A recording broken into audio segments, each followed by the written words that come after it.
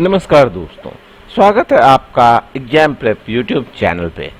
GK polity महत्वपूर्ण प्रश्न श्रृंखला सीरीज का ये है पहला वीडियो।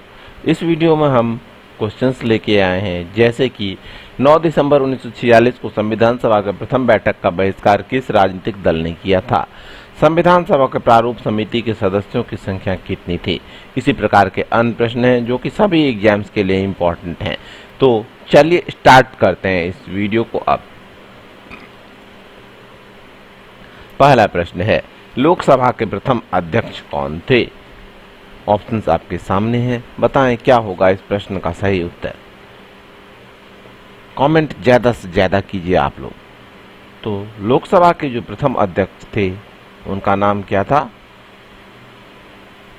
उनका नाम था गणेश वासुदेव मावलंकर। जीवी मावलंकर के नाम से आप लोगों ने याद किया होगा।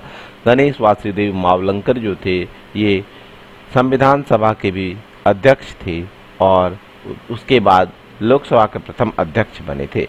लोकसभा गठन कब हुआ था? तो अप्रैल 1952 ईस्वी में पहली बार लोकसभा का गठन हुआ था। उसके अध्यक्ष गणेश वासुदेव मावलंकर ही थे। ठीक है, चलिए देखते हैं अब अगला प्रश्न। क्वेश्चन है, भारत के प्रथम मुख्य न्यायाधीश कौन थे? भारत के पहले चीफ जस्टिस का नाम बता रहा है। तो क्या होगा सही उत्तर यहाँ पे? तो भारत के जो पहले चीफ जस्टिस थे वो थे H.J. Kania. Option number C है सही उत्तर इस प्रश्न का। हरिलाल जी कानिया, जे कानिया इसके चीफ जस्टिस थे। जब भारत का संविधान बना था तो भारत के संविधान में चीफ जस्टिस सहित 8 जजों का प्रावधान था, 8 न्यायाधीशों का प्रावधान था। 1+7, एक मुख्य न्यायाधीश और 7 अन्य न्यायाधीश हो सकते थे।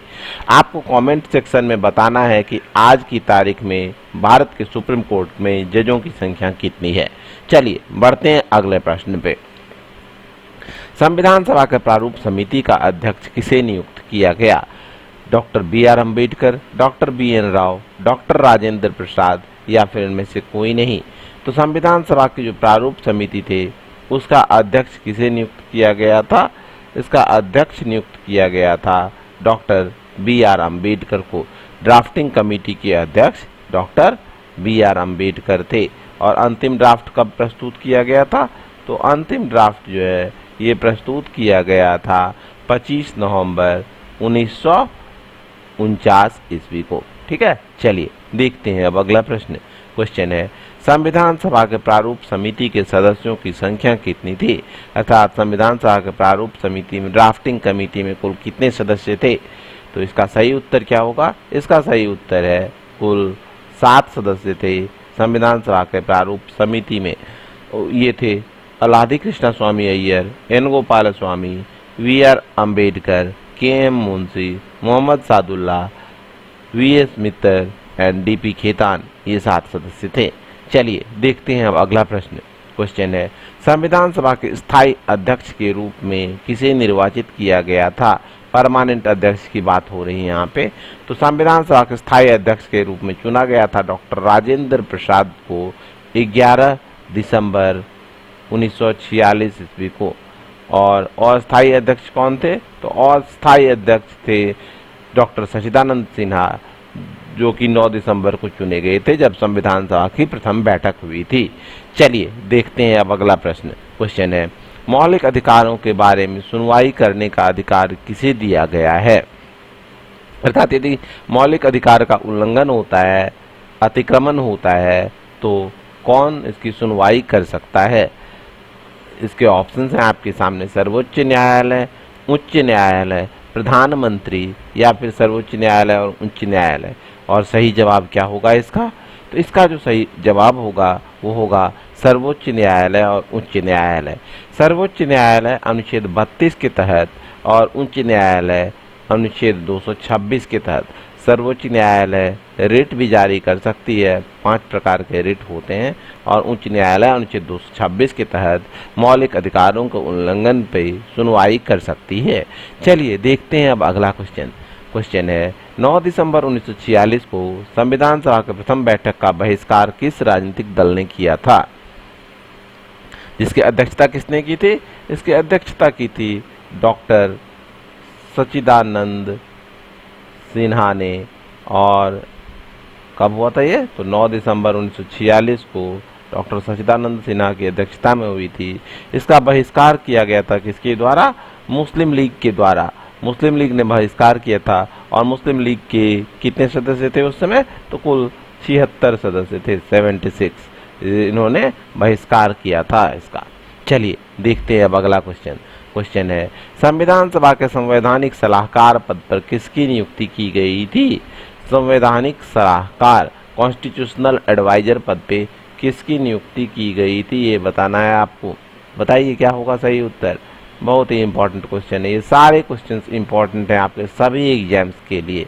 और हमारे चैनल पे अब आपको रेगुलर बेसिस पे इस प्रकार के प्रश्न मिलेंगे सभी सब्जेक्ट्स के, चाहे वो हिस्ट्री हो, ज्योग्राफी हो, पॉलिटी हो, जीके हो, साइंस हो, सारे के सारे ये इंपॉर्टेंट क्वेश्चंस की सीरीज आपको मिला करेगी। तो चैनल यदि अभी तक आपने सब्सक्राइब नहीं किया है तो सब्सक्राइब कर लें, साथ ही घंटे के निशान को दबा लें जिससे कि आपको नोटिफिकेशन भी मिल जाए तुरंत।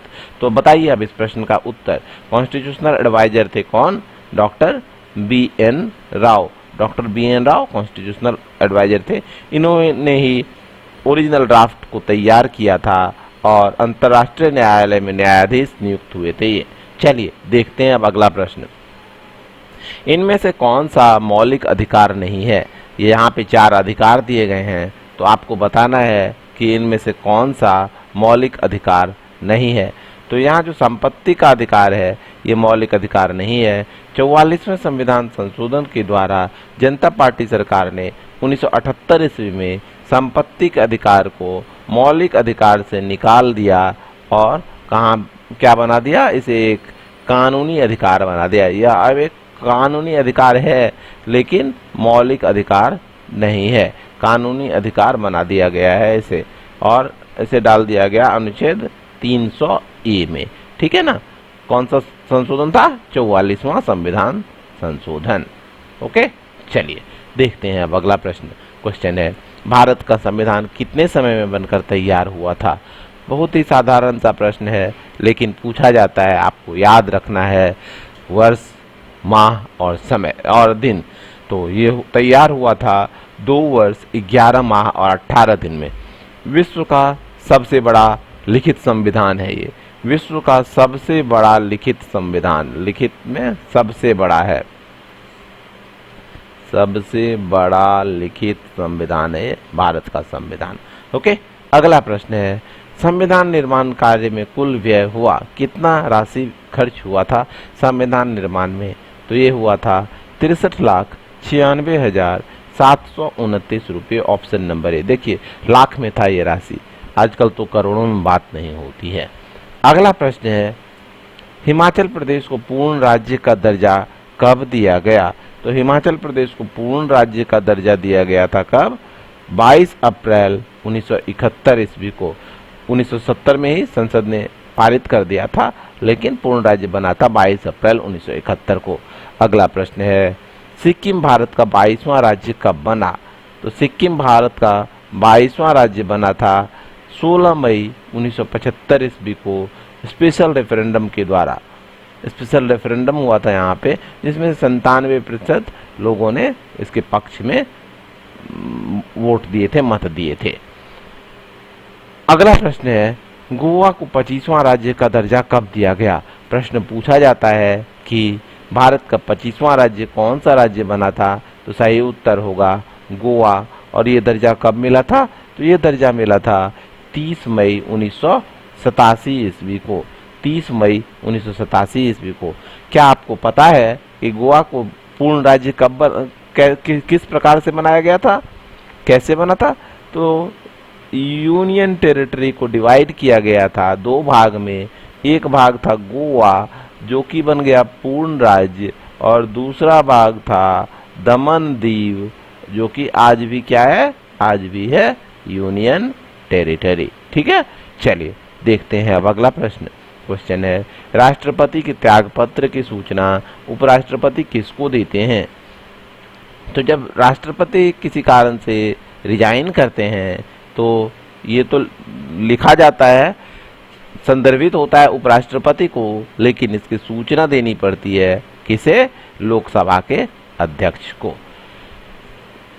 ठीक है ना, राष्ट्रपति लिखेंगे त्यागपत्र 2 में उपराष्ट्रपति को, लेकिन उपराष्ट्रपति इसकी सूचना देंगे लोकसभा अध्यक्ष को भी। ठीक है, तो ये थे आज के क्वेश्चंस। आपको यदि वीडियो पसंद आया है तो लाइक तो बनता है, लाइक कर दीजिएगा, और हो सके तो शेयर कीजिएगा, और चैनल तो सब्सक्राइब कर ही लिया होगा आपने, नहीं किया है तो अब तो कर लो आप, क्योंकि रेगुलर बेसिस पे आपको हमारे चैनल पे महत्वपूर्ण प्रश्नों के विभिन्न टॉपिक्स के वीडियोज मिला करेंगे। धन्यवाद बच्चों, मिलेंगे कल ऐसे समय एक नए वीडियो के साथ।